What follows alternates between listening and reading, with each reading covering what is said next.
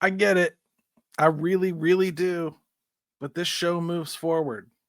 And today, we do so with a nod to the past, a belief in the future, and a stat that helps us understand the present.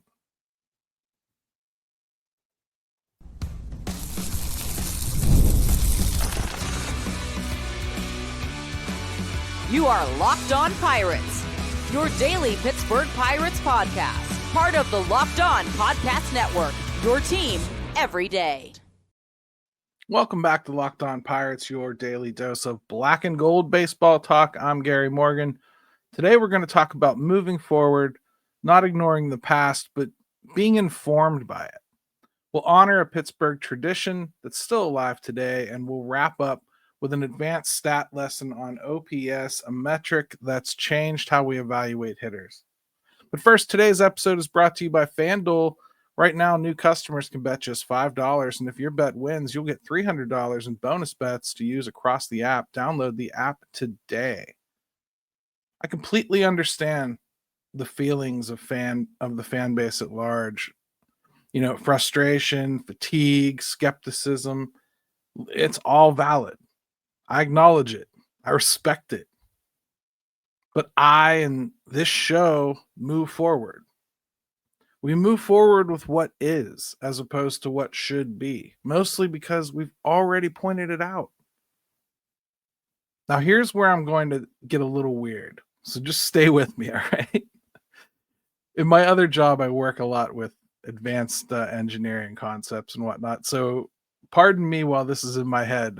While I was traveling around, this is the type of stuff I've been talking about aside from baseball. But in quantum mechanics, there's a principle that says some things simply can't be observed until they're measured. Until you look, they exist in a state of possibility. An electron doesn't have a fixed position until you measure it. It's not that it's hiding, it's that it genuinely doesn't have one yet. It's a wave of potential. Baseball, especially when you're building a team like the Pirates, works a lot like that. There are things we can't observe right now. Player progression, regression, injuries, luck, chemistry, coaching impact. These things are all very real. But until they manifest, until they're measured in the form of performance, we're dealing with a wave function of possibility. We think we know what Jack Sawinski is. We think we know what Termar Johnson might become.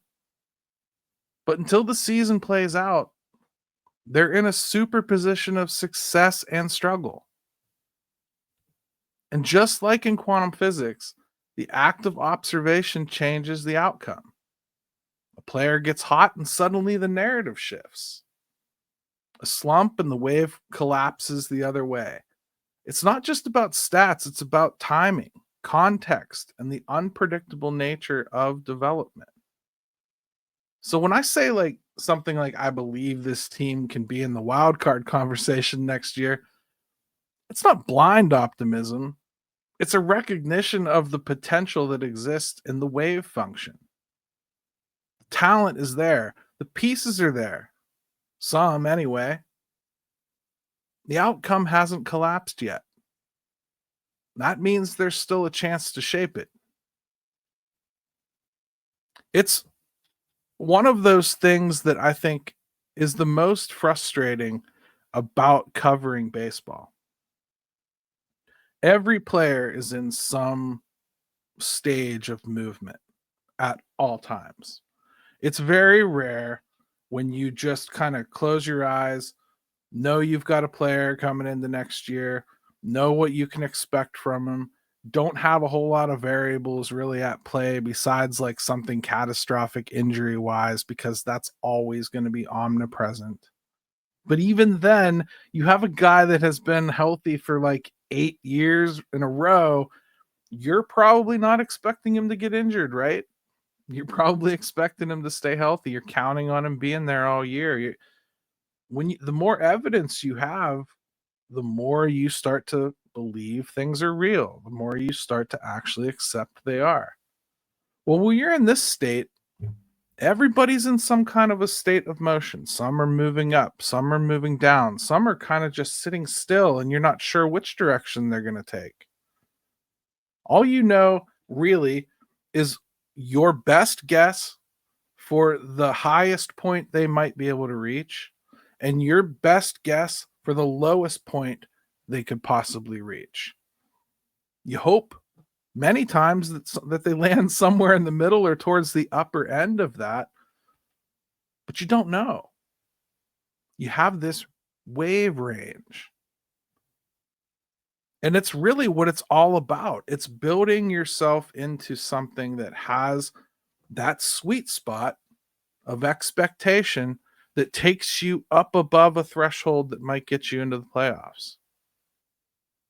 It's where you really think that you have a good chance of being better than average. The more sure things you can build into the equation, the easier it is to suss out that it's true. That's why you look at a team like the Dodgers with all of those proven out veterans that they've signed and all those proven out starters that have name recognition and walls of stats about how awesome they've been. And you think to yourself, the Dodgers should be damn good, right? If you listen to my daily Pirates thoughts, I put one out about ESPN's watchability rankings, right? And well, this kind of leads into those thoughts. You're making estimations about what this team is going to move into next year based on what you just saw this year. It's all the evidence you have in many cases for some of these players. The last thing you saw, and I mean the last thing you saw, meaning like the second half of the season, was a very, very bad Oneil Cruz. If he had so much as just flipped polls on what he did and started that bad and finished as hot as he started, I bet we're having a much different discussion about Oneil Cruz with the same exact numbers. That's baseball. You're riding that wave one way or another. And the last place Oneil Cruz was on the downside of that wave, heading in the wrong direction, making it look like that's all there is. But the great thing about wavelengths is they always go back up. And that's what we're waiting on, I think, for guys like Oneil Cruz and Brian Reynolds. Getting all 26 players or 53 or however many you end up using in a season to line up and hit those wavelengths at the same time, well, that's the challenge. The younger they are, the more undefined those waves are, the more erratic they are, up and down. The longer they've been around, the more sure you are about the commodity you've got, the more that wavelength is tight. You have a real good idea of where they're going to land. That's the idea of team building. So for you to look at a lot of this team that just put this record on paper, returning for 2026, you would be unhealthy mentally if you were openly expecting a huge jump next year. All I'm talking about with this quantum description is for you to leave it open to the realm of possibilities. Because you truly don't know which direction 75% of this roster is going to head. There really could be a huge uptick from a lot of the starting pitchers that were already pretty good. They're very young. We shouldn't forget that. Paul Skeens should even take a little bit of a jump, believe it or not. I think he would tell you that. In fact, I've heard him say it. So when you start adding up like what you could really get out of this pitching staff, boy, it could be a lot sexier than it is even right now. And most of us have kind of sold ourselves on that as our only hope of salvation in the first place. The hitters, yeah, it's a little harder to see because I think you have to start with the raw tools. And bluntly, the thing they need most is power. And frankly, I don't see enough raw tools for me to make the wavelength on that potential arc all that wide. I think it can only get to a certain point. That's what happens when you build a team this way. I can sit here and tell you, yeah, on paper, if I return this same roster next year, I shouldn't really expect wildly different results. But I can tell you that if I look at it in this wavelength way, where I expect some things to get better and some things to get worse and some things to do even better than I thought. In fact, some of them might even shatter my wavelength idea and really blow it out of the water, like Cal Raleigh did this year. But you have to have some kind of an understanding that there is no perfect observable science to make sure you're picking great players. There's always going to be risk. This is probably a much more scientific way of saying what Ben Cherington actually said to you guys, probably by accident, because I can't imagine he wanted to say it on purpose, like the truth. But they place bets on players. Well, that's all I'm suggesting here. When you sign guys, you're signing them based on that wavelength. You're signing them based on what you think they can do. My contention has always been with Ben Cherington that I think when he signs offensive players, he tends to look at the top end of that range and believe it as the observable target. I would rather say, yeah, he could do that, but he could also do this one. Somewhere in between would be acceptable. That's somebody we target. Somebody like Tommy Pham, I'm going to tell you, he probably blew the top end of that arc out of the water with the way he performed as the season went on. But when he was signed, the other observable truth is that wavelength was about as wide apart as it could possibly be. You had this dream scenario of this old guy catching fire and doing something he hasn't done in 5 years, or he can fall off the table entirely and retire mid-season. It doesn't get much wider than that. And those are the types of signings that this team has to avoid. You got to get yourself into the wavelength, and you got to move the wavelength up. The wavelength has got to start coming up so that the bottom end of that, the bottom dip, is right around 500. That's how you improve a team slowly, this way. You're not going to do it by placing uneducated bets on top-end performances from guys that haven't done it recently. And you're certainly not going to do it by dumping guys that just started their journey before you have a clue where they're going to fall on this whole thing. Take a guy like Jared Triolo and do this exercise yourself. Paint your picture of what his top end is. It's probably the way he finished this season. Paint your picture of what his bottom end is. It's probably the way he began this season. Somewhere in between there, the truth lies. Now, if he ends up being the top end of what he did, great. If he ends up being somewhere in between, it's better than what he put on paper this year, aka an overall improvement. See what I'm saying? It's an interesting way to look at it, at least. And I had to get this quantum stuff out of my head. I hope you guys understand exactly what I was going for here. When we come back, we're going to talk about a great moment in Pirates history.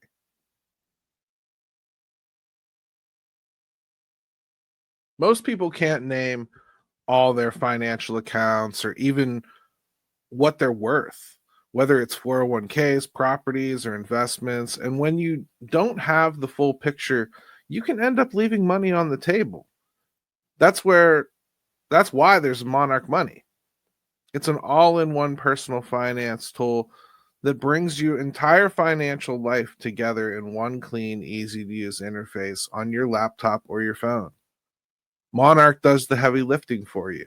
You can link all your accounts in minutes, see clear data, visuals, get smart categorization for your spending, and finally feel in control of your money without ever touching a spreadsheet. It helps organize, especially streaming apps. There are so many of them, and they all have different times of the month where the money comes out and They'll increase the prices on you without notifying you necessarily, or if they do, it's in an email you ignored. That Monarch really helps with all this stuff.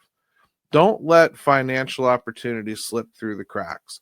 Use code LOCKEDONMLB at monarchmoney.com in your browser for half off your first year. That's 50% off your first year at monarchmoney.com with code LOCKEDONMLB.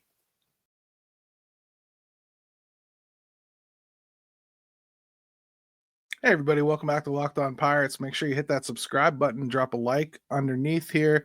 And if you really want to tell me that you like the show, it's nice that you comment that, and I appreciate it. Keep doing that. But tell your friends to watch.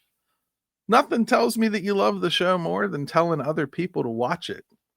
I love it. Retweet the show when you see it. Repost it when you see it on Facebook. Help me get the word out.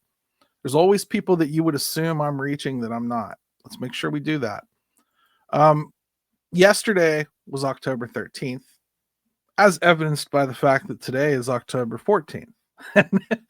If you were in Pittsburgh, you might have seen something special.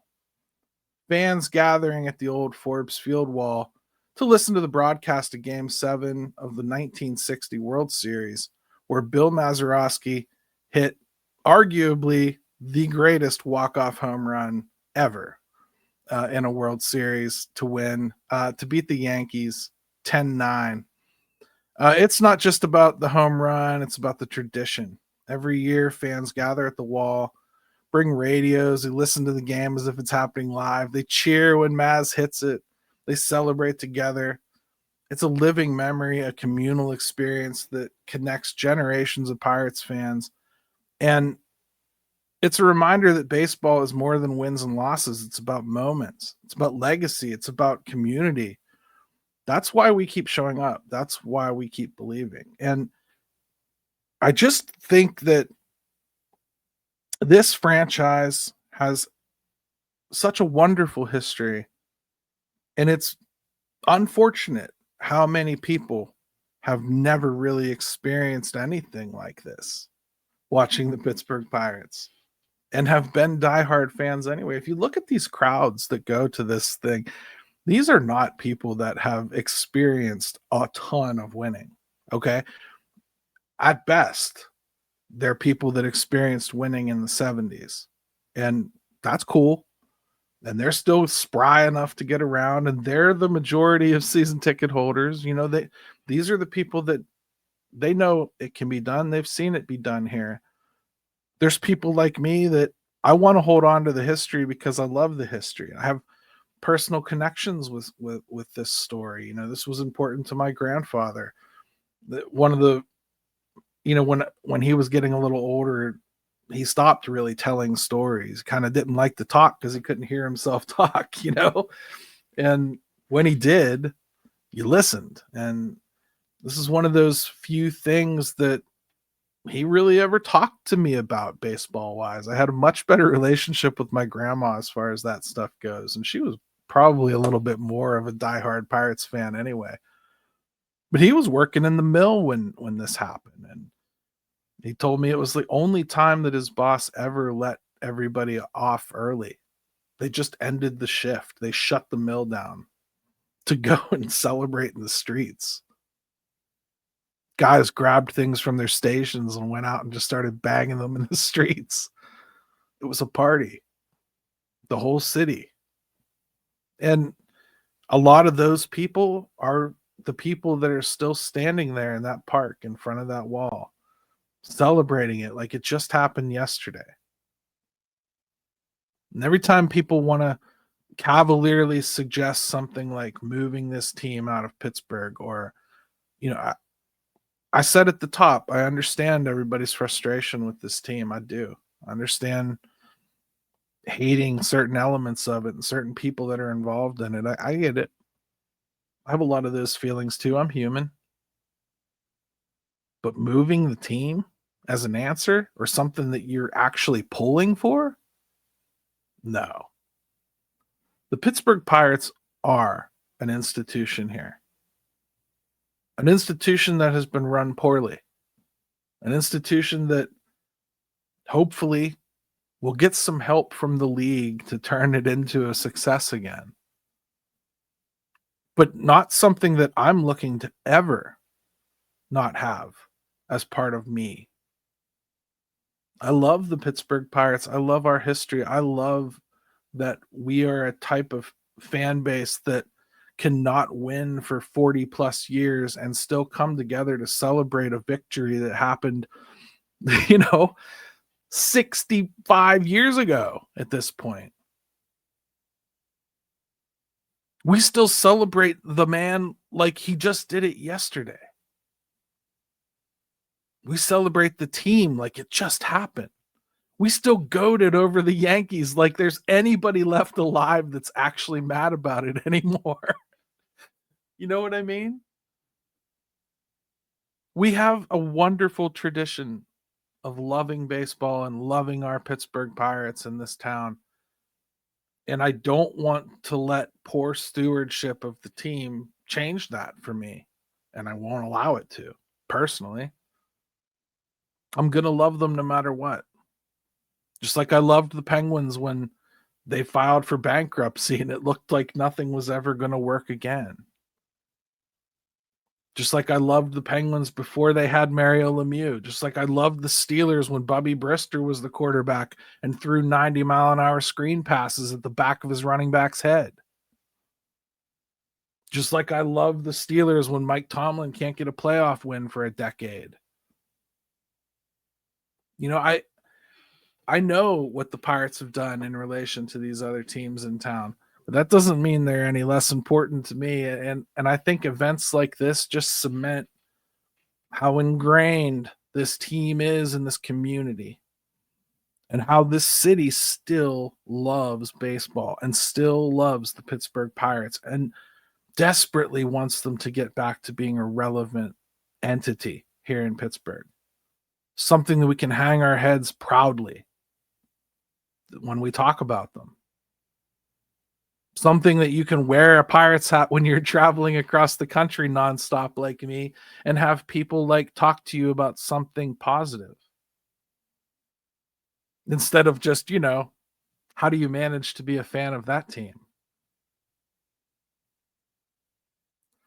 The Pirates are an institution, a poorly run institution, but institutions like this are what really keep it floating, even in the down times.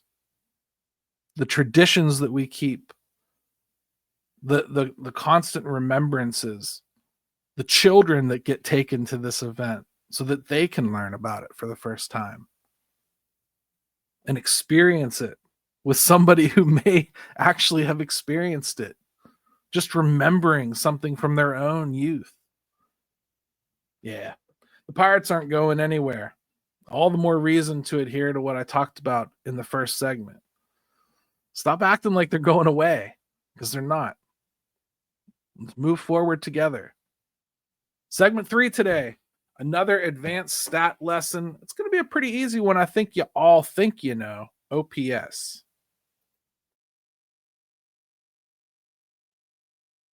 The NFL season is here, and FanDuel has an offer you don't want to miss. Right now, new customers can bet just $5 and get $300 in bonus bets if you win. That's right.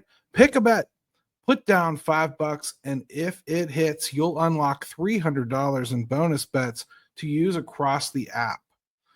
FanDuel, it makes sports interesting. I just love watching the NFL and putting all kinds of silly prop bets all over the place. In fact, I just won money the other day when Trevor Lawrence got tripped up in the backfield and somehow stumbled for a touchdown. And it was like the most ridiculous way to win ever. I took a lot of pleasure in it anyway. So what are you waiting for? Visit FanDuel.com to download the FanDuel app today and get started.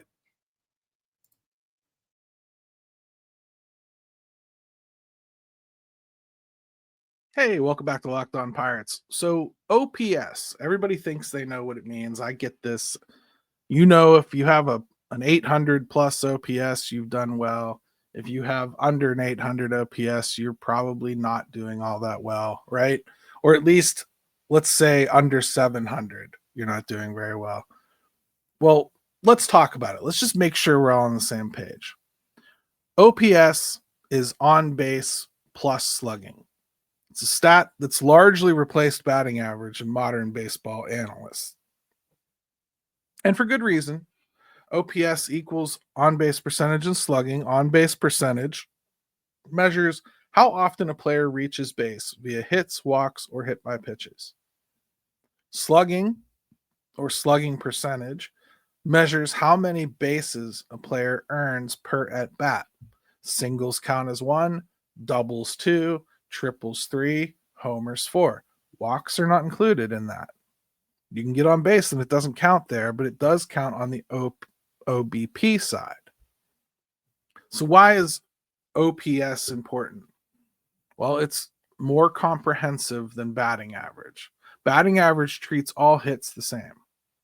OPS values power. A player who walks and hits homers is more valuable than one who just hits singles.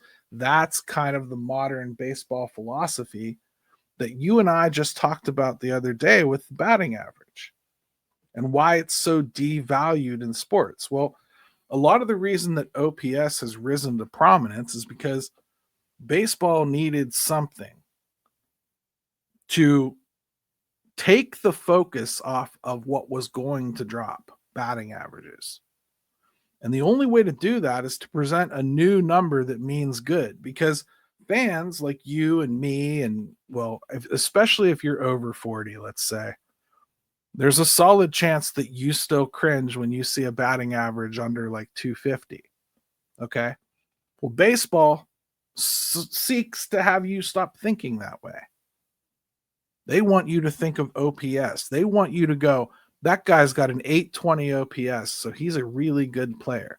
And tangibly, he is. He's probably impacting the baseball. He's getting on base. He's probably driving in runs. He's hitting for power. He's doing some really good things. And it's a pretty true, accurate depiction of what he is. Now, if you're a guy like Luis Arraez, who never strikes out, barely ever walks, singles a lot and hits about 300, well, your OPS, it's never really going to climb because you're not walking. You're not hitting for power. So your total bases are always going to be those singles. And you're not getting the walk numbers to like increase your OPS. So your OPS is never going to be interesting. And that's why a guy like Luis Arraez is not seen as a valuable player in this league. He's just not. There's a lot of people that want him, and he's won batting titles, and they think they could see him. But at the end of the day, when it comes to like, hey, let's extend this guy, hey, let's keep this guy, hey, let's do that, you start looking at what he's actually doing, and you can't bring yourself to do it because that OPS is so low. And, he doesn't have the speed to make it matter as much, and he's not a great defender. There's a lot of reasons why Luis Arraez is not somebody that is seen as a top echelon player, even though he hits for batting average most of the time. Had a real down year this year, but his OPS is never going to be impressive. And years ago, that's fine. You would have liked that player. You would have been like, okay, yeah, Freddie Sanchez, another guy just like this. OPS, not the greatest, but won a batting title, right? I mean, like, that sort of hitter, that's not treasured anymore. And because it's not treasured anymore, and we discussed why we think that should probably change in baseball, but it's not treasured anymore because, in part, baseball came up with this new stat, OPS. It's widely used. Scouts use it, analysts, fantasy players, broadcasters all lean in on OPS now because it correlates strongly with offensive production. You also hear sometimes about OPS against when evaluating pitchers. That's a combined on-base percentage and slug that they allow to the batters they face. Lower is obviously better. But even there are strikeout pitchers that are going to walk a ton of guys. And they could have a pretty high OPS. But it won't matter if they get a lot of strikeouts and get out of it. See what I mean? So OPS matters as much as you want it to. And I think A lot of the reason why it's gained so much popularity is because batting averages have started to become pretty embarrassing in Major League Baseball. You almost had to have something new to look at. I mean, if you think back 5 years, we didn't even have OPS like on the screen when you were introducing a player coming to the plate. Now I've seen the order shifted on most broadcasts where OPS is first and then average, and then, maybe they throw home runs in there. But for the most part, average is just defocused. You'll hear it brought up sometimes, but it's just not as important. A guy can hit 220 now and still be seen as a productive player. But instead of having to explain it all to everybody that wonders why you can say that for a guy that's only hitting 220, now you can just point to OPS. You can say, well, he's got an 815 OPS.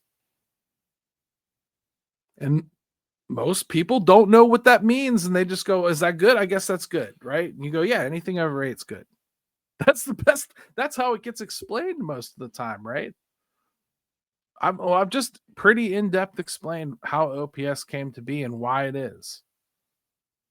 I think I'm going to do another episode this week, and I'm going to start touching on OPS plus. Okay? It's another way to look at OPS. Still contains a lot of these same measurements, but it's a different way to see it. And it tends to kind of relate more to everyone else in the league as opposed to just the number itself and your performance. So in other words, if the whole league is down, well, that number may look a little bit more impressive or less impressive depending on how the rest of the teams are doing. So we'll dig into OPS plus and kind of see how that works next. But that's all I got for you today. We move forward. We honor the past. We learn about the present. And that's what this show is about. Thanks for listening. And as always, we're serious about Pirates baseball because somebody has to be. Let's go Bucks.